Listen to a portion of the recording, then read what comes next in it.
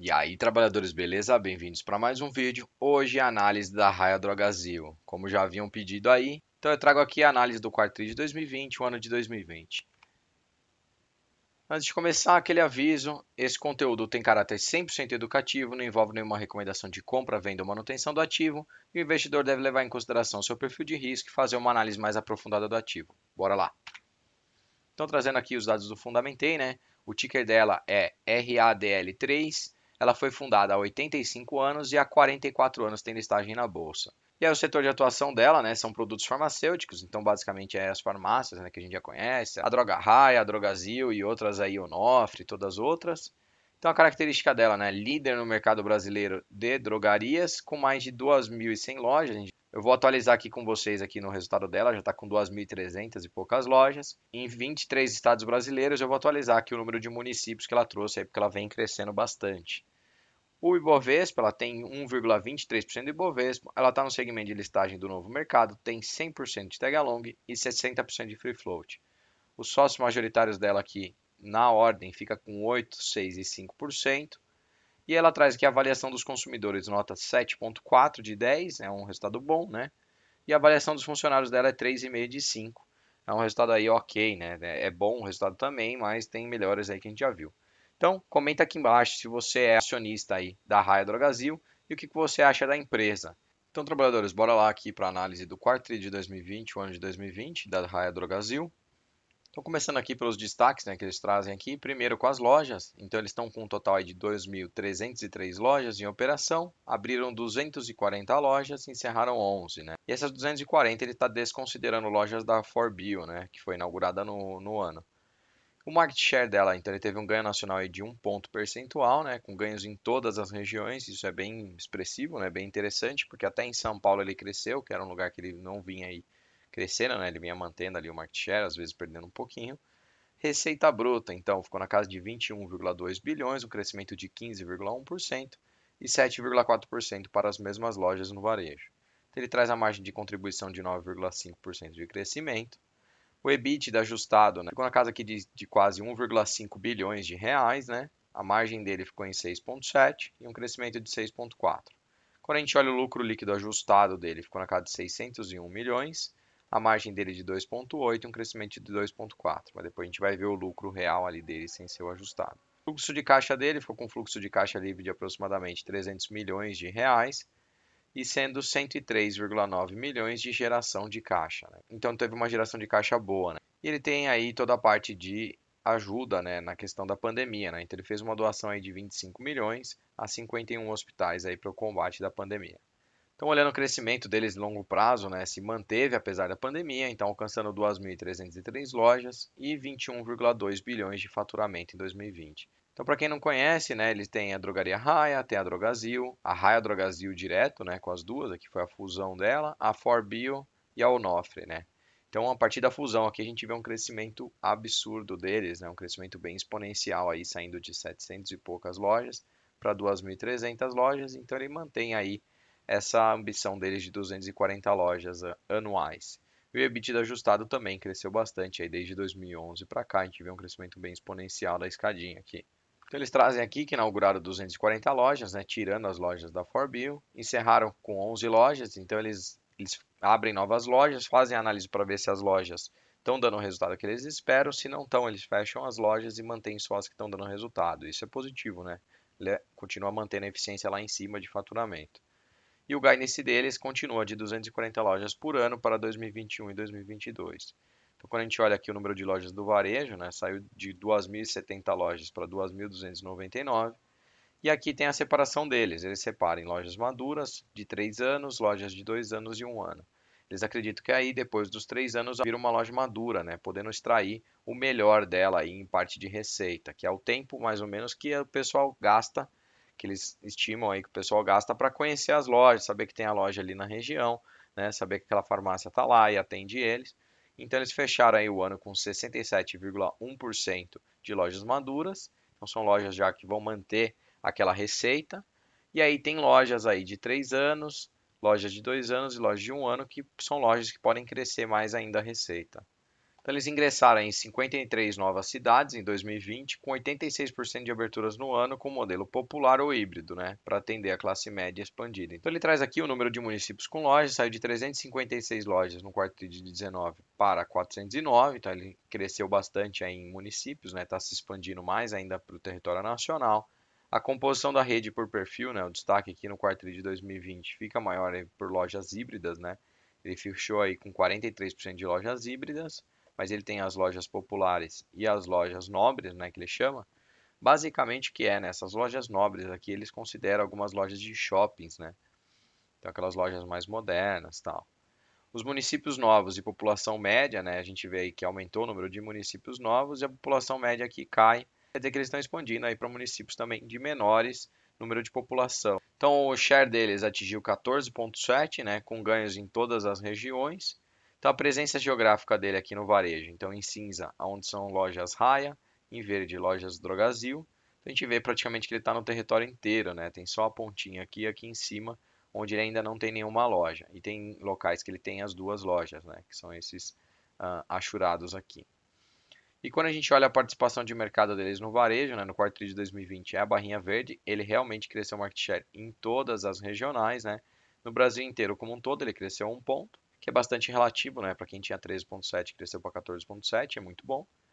E aí cresceu nas demais aqui. É aquele ponto também, né? Esse lance de farmácias, tem muitas farmácias pequenas aí, de pequenos comerciantes, que com a pandemia também, com o fechamento e toda a baixa circulação aí na época do segundo trimestre, terceiro trimestre começou a retomada, mas no segundo trimestre deu uma queda brusca, pode ter fechado bastante lojas e quem se mantém vivo aí durante a pandemia sai mais forte depois da crise. Então, a receita bruta dele cresceu 15,1%, com 14,9% sendo no varejo e 19,5% na Forbio. Então, o OTC foi o destaque que puxou. Para quem não sabe, o OTC são aqueles medicamentos, né, que não precisam de prescrição médica. Então, você vai comprar um antigripal, você vai comprar alguma coisa para dor de cabeça, tal, são esses remédios. Então, eles puxaram bastante e alguns itens relacionados aí à pandemia. Então, a receita bruta consolidada deles aqui teve esse crescimento, né? Saiu de aproximadamente 19,3 bilhões para 21,1 bilhões. E quando a gente olha o mix de vendas aqui de varejo, né, a gente vê que no ano de 2020 praticamente perfumaria andou de lado, os genéricos também andaram de lado, o OTC aqui teve uma variação de 19,5 para 21,3. Então a das marcas teve uma quedinha, né, com a queda aí do pessoal frequentando os médicos, então são medicamentos com prescrição, também cai por tabela, mas como o ATC cresceu, ele puxou isso daí para cima. Então as lojas maduras crescem 6% no quarto tri de 2020, 1,5% nas mesmas lojas crescem 10,2%. Então ele trouxe o crescimento aqui de venda consolidada, ele teve um recuo de 19 para cá em 2020. Porém, o crescimento das mesmas lojas também no ano cai, né, 9,2 por 7,4, muito puxado pelo segundo trimestre aqui que veio negativo. Então, quando a gente olha, o impacto aí da pandemia foi muito grande, né? O pessoal não saindo mais de casa, não indo mais também para médicos, então não traz medicamentos de prescrição. Acabou vendendo só aqueles itens OTC que representa 20% ali, por torno de 20% do total da receita deles. Então, o que traz maior receita que são as vendas de prescrição, teve uma queda muito brusca no segundo tri, a gente consegue ver aqui o outlier, né, para baixo. E o crescimento de lojas maduras, né, de varejo também. O segundo tri puxou para baixo, que é o resultado aqui do ano. O fechamento foi impactado por conta disso. Mas a gente vê já a retomada aqui nos dois casos do quarto tri de 2020. Então ele traz o ponto aqui do digital, né, que sustentou a alta penetração devido à melhoria na execução e a média anual de 5,9. Então a penetração de canais digitais aqui saiu de 2,3 para 6,3 no quarto tri, então é impressionante aqui o crescimento. As cidades, né, com entregas motorizadas, saída direto da loja para entrega em casa, saiu de 60 no quarto tri de 2019 para 241. Então, em várias cidades aí cresceu bastante esse serviço. Isso é um ponto bem positivo, que ela vem se renovando para esse lado digital e para o omnichannel, que a gente chama, né? Então, é bem expressivo isso, porque lá fora a gente vê a Amazon fazendo isso e aqui a Raia Drogasil já chegando forte aí para não deixar o mercado roubar esse espaço dela.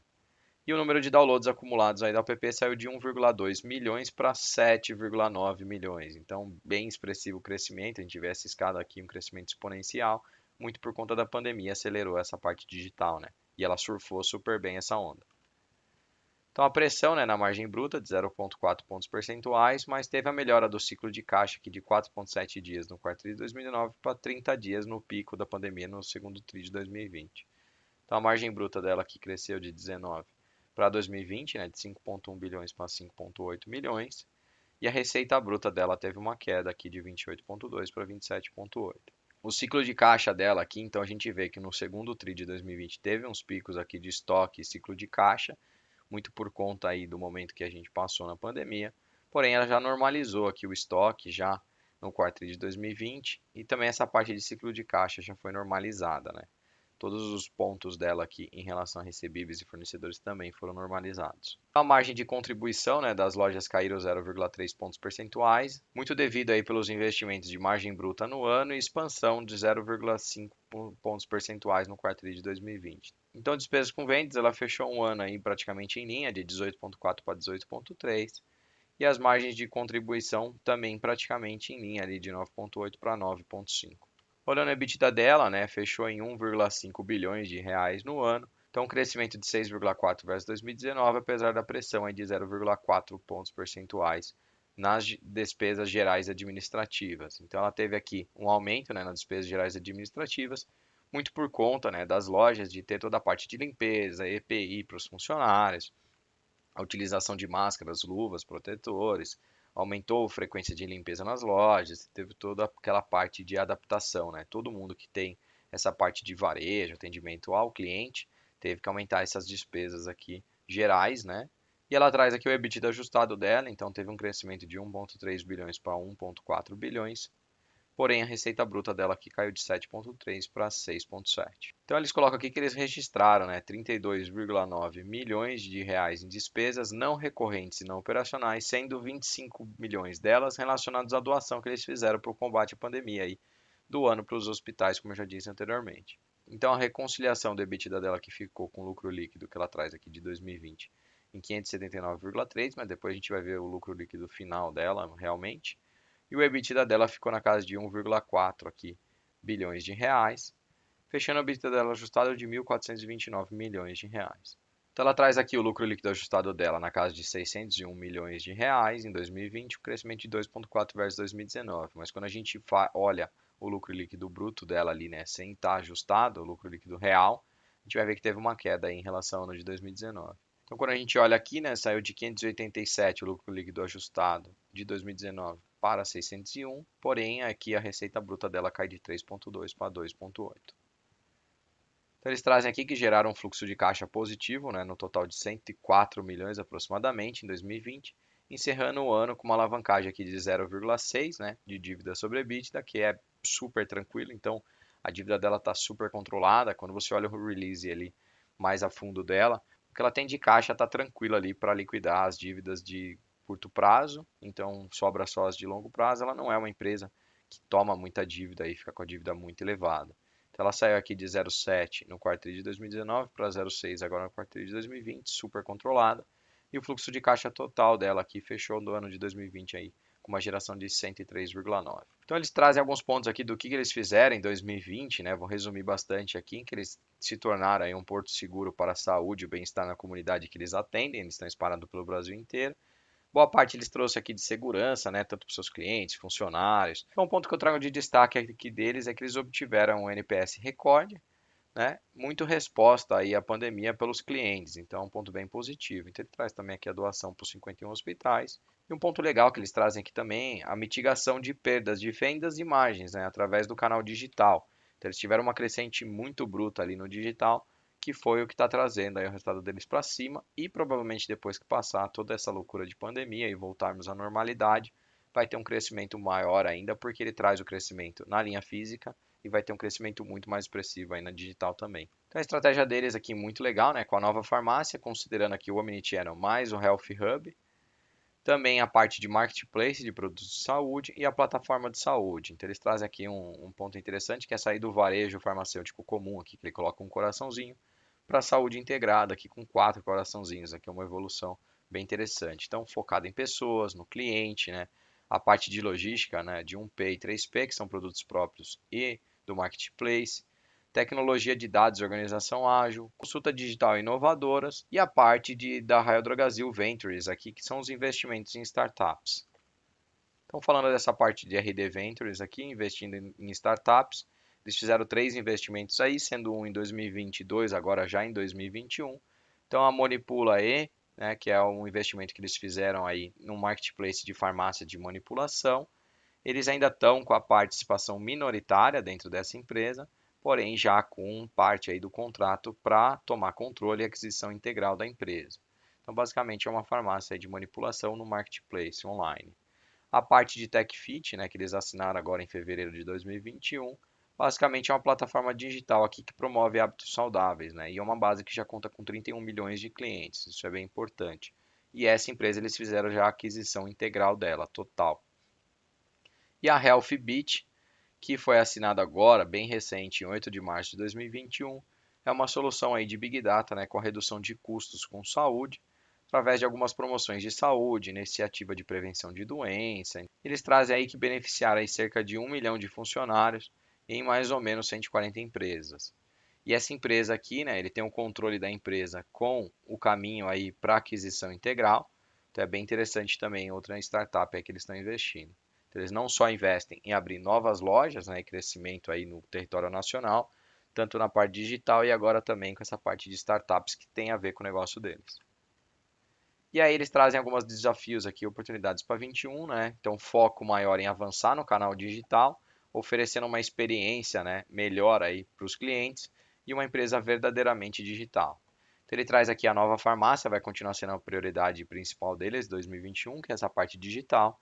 As lojas continuarão sendo a principal, né, o principal canal deles de aquisição de clientes e adesão digital, com um CAC muito baixo. Nada mais é aqui do CAC, que é o custo de aquisição de cliente. Então, é um investimento muito baixo que eles precisam pôr, né? Porque eles já estão abrindo a loja, já vai ter dinheiro ali. Então, quem conhecer a loja ali, ele faz a divulgação do canal digital, ele vai trazer clientes para o digital sem gastar muito com divulgação, né? Diferente de outras empresas aí que tem que ficar fazendo divulgação, pagando, né, para fazer anúncios tal, para trazer novos clientes. Não que eles não vão fazer isso, mas o custo menor de CAC deles é através desses clientes na loja física. Então, novos negócios, né, focando aqui o canal digital, né, alimentando a digitalização dos clientes do varejo.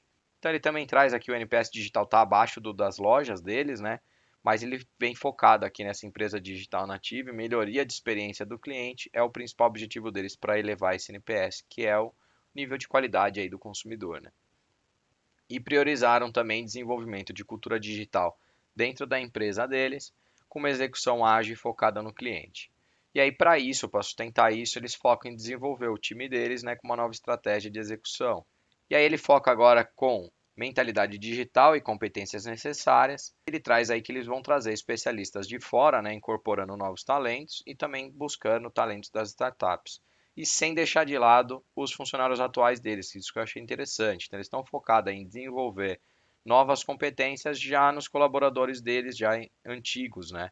Então, fazendo toda a adaptação dessa de cultura para o meio digital e sem esquecer todo o lado de sustentabilidade aí até 2030 dele mantendo os projetos que ele tem focado nessa parte sustentável. Eles trazem aqui a DRE deles, né, focada no IFRS 16, basicamente. Então ele traz o EBITDA ajustado dele aqui na casa de 2,1 bilhões de reais em 2020, uma variação de 675 em relação ao outro ano.